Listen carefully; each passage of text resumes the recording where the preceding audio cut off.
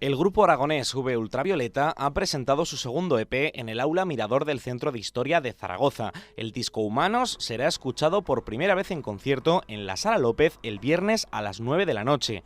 V Ultravioleta está formado por tres jóvenes, Jorge, Eduardo y Néstor, que decidieron embarcarse en un proyecto serio que llevara la música por bandera. Su juventud choca con la experiencia ganada gracias a sus anteriores grupos. En Humanos dicen haber encontrado el sonido que buscaban.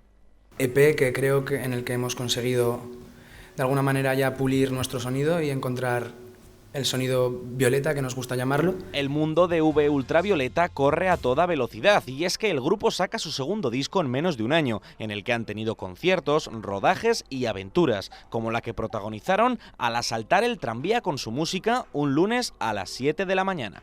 Que estamos montando V Ultravioleta ya no solo un grupo, sino una comunidad de personas que intentan mezclar diferentes tipos de arte y lo hacen uno.